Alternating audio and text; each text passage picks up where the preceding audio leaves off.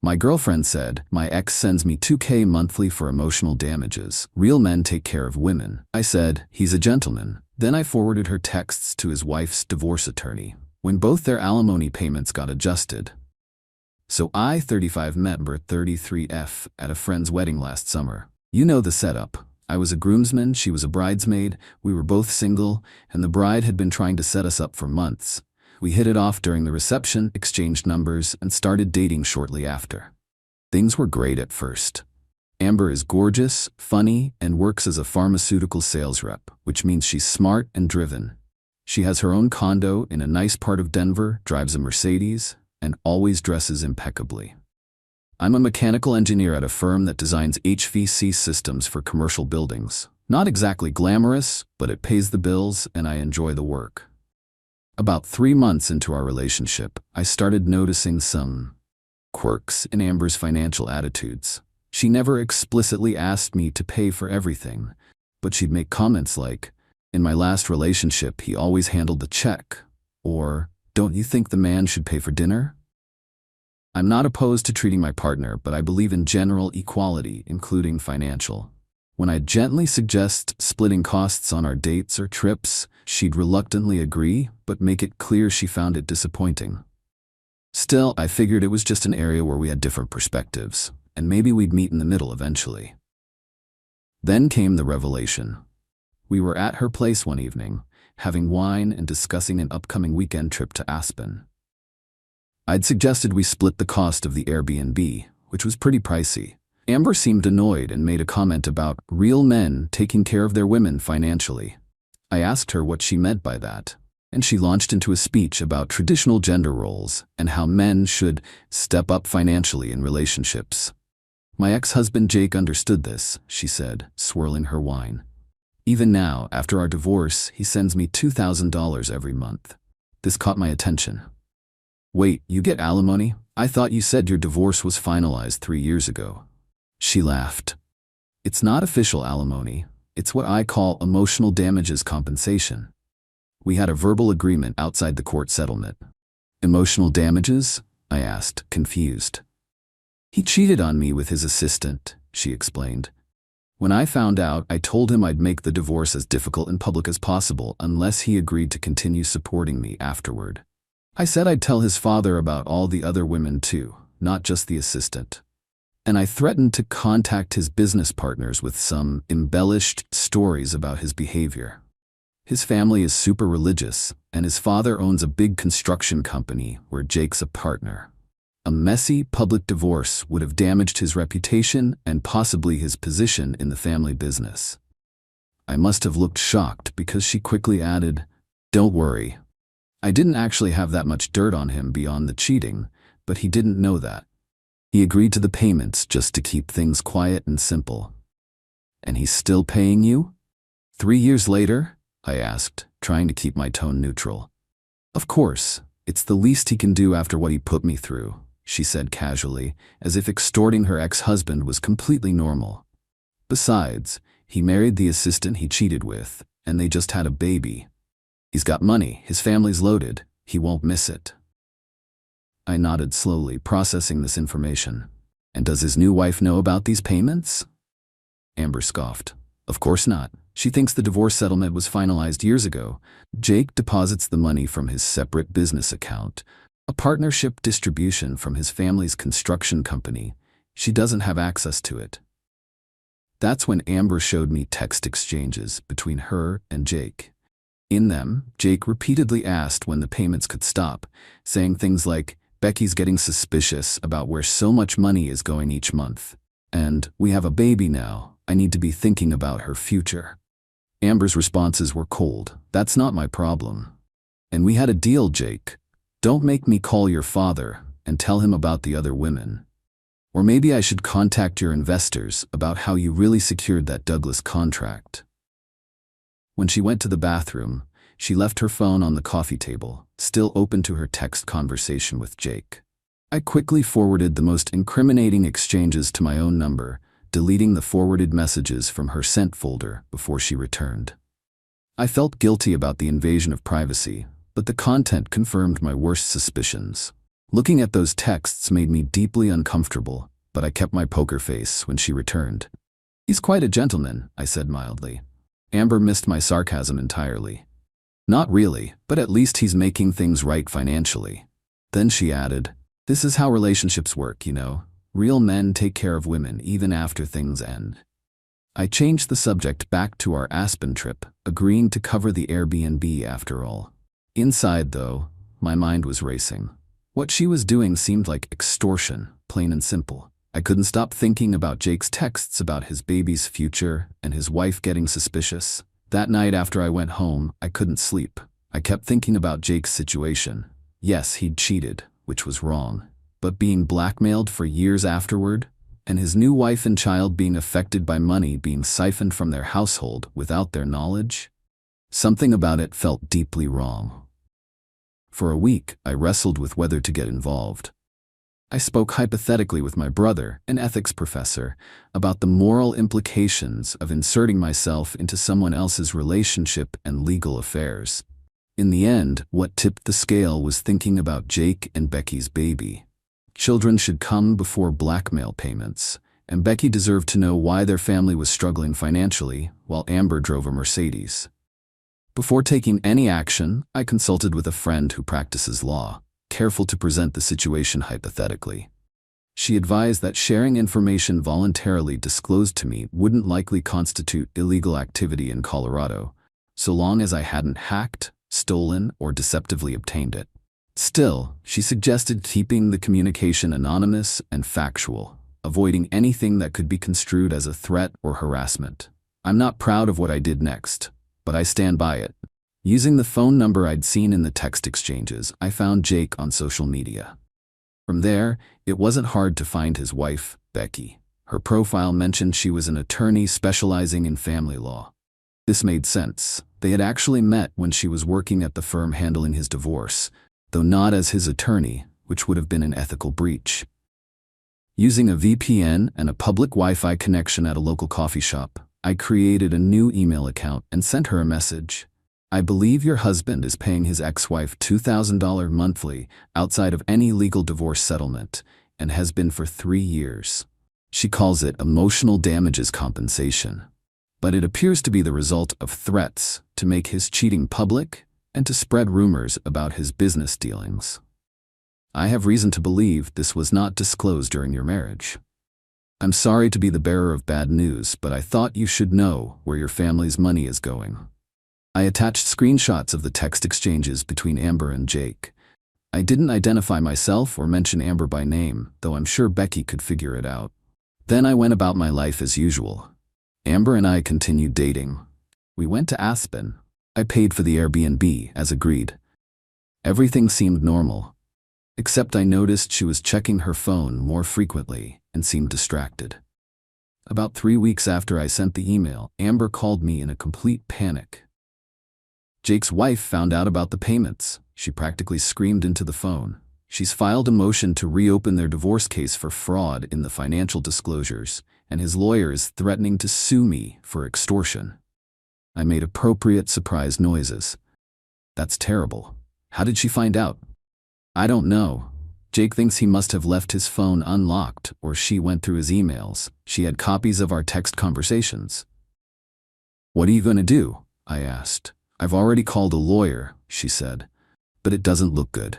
They're saying my threats cross the line from aggressive negotiation to civil extortion under Colorado law, especially the stuff about contacting his business partners with embellished stories if he stopped paying. And there might be legal consequences for the threats." I suggested coming over to provide moral support, which she accepted. When I arrived at her condo, she was pacing back and forth, alternating between rage and panic. "I can't believe this is happening," she fumed. "That home-wrecking bitch thinks she can come after my money now, after what he did to me?" I sat on her couch, nodding sympathetically while my conscience wrestled with itself. On one hand, I felt bad seeing her so upset. On the other hand, what she'd been doing was wrong, and it was affecting innocent people. "The thing is," I ventured carefully, "those payments weren't legally required, right? And you did kind of threaten him to get them." She whirled on me. "Whose side are you on? He cheated on me. With his assistant. Do you know how humiliating that was? He deserved to pay. I understand he hurt you, I said. Cheating is terrible, but it's been 3 years and now it's affecting his child. Maybe it's time to... Oh my God, she interrupted, staring at me with dawning realization. It was you. You told her. I didn't deny it. I felt she had a right to know where her family's money was going. The explosion that followed was nuclear. Amber called me every name in the book, threw a wine glass, thankfully not at me, but against the wall, and demanded I leave immediately. As I was heading for the door, she delivered her parting shot. You think you're so righteous? Jake deserved what he got, and now you deserve this. We're done. Get out and don't ever contact me again. I left quietly, feeling a mixture of relief and guilt. The legal proceedings stretched on for nearly 7 months. There was an initial emergency hearing where the judge froze some of Amber's assets pending investigation, followed by multiple discovery sessions, depositions, and finally a ruling. Becky had filed a motion for post-judgment relief based on fraud in the original divorce proceedings, specifically Jake's failure to disclose these ongoing payments during financial discovery, which would have affected the entire settlement calculation. Colorado law allows for reopening divorce settlements when fraud or misrepresentation has occurred, and Jake's deliberate concealment of these payments qualified. Simultaneously, Jake's attorney filed a separate civil suit against Amber for extortion, presenting evidence of her repeated threats to contact his father and business partners if payments stopped. The court found these threats crossed the line from aggressive negotiation to civil extortion, particularly after the divorce was finalized. Over the next several months, I heard through mutual friends that the judge in the civil case had ordered Amber to repay a significant portion of the money she'd received. The judge determined that while the initial year of payments could be considered voluntary on Jake's part, the subsequent 2 years were clearly made under duress after he had attempted to stop payments, resulting in the order to repay $40,000 of the $72,000 she had collected. Additionally, Jake was in hot water with his wife for hiding the payments and lying about their financial situation throughout their marriage. According to gossip, she'd been under the impression they were on a tight budget, even delaying having a baby because of financial constraints, while he was secretly sending $2,000 monthly to his ex-wife from his business account. Becky had required Jake to sign a postnuptial agreement that they drafted with the help of a neutral attorney, establishing complete financial transparency and restructuring of their finances as a condition of continuing their marriage. Jake's father, upon learning of the situation, was reportedly furious, not about the cheating, which he'd already known about, but about Jake allowing himself to be manipulated financially for years and hiding it from his new wife. Throughout this time, Amber's life was in limbo, unable to access certain accounts and watching legal fees mount. She had to sell her Mercedes and take out a loan to cover her legal expenses while awaiting the final judgment. About 9 months after the initial blow-up, I received an email from an address I didn't recognize. I believe you're the person who sent me the information about my husband's payments to Amber. While I'm still furious with Jake for his deception, I wanted to thank you for bringing this to my attention. As a family law attorney, I've seen many cases where financial dishonesty destroys marriages. And while we're in counseling now, at least it's all in the open, the court has ordered Amber to repay a significant portion of the money, which will go into a trust for our daughter's future education.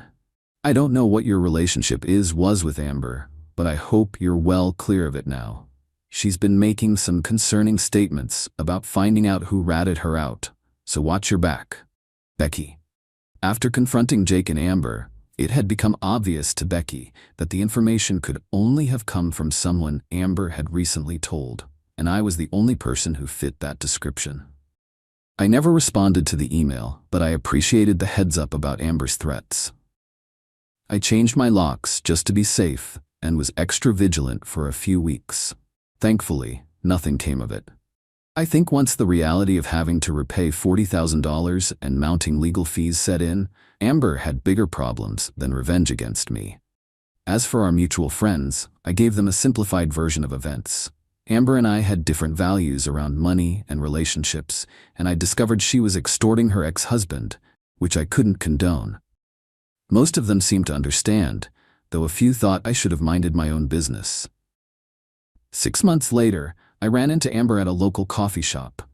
I tensed, preparing for another explosion, but instead, she asked if we could talk. Over coffee, she surprised me with what seemed like genuine remorse.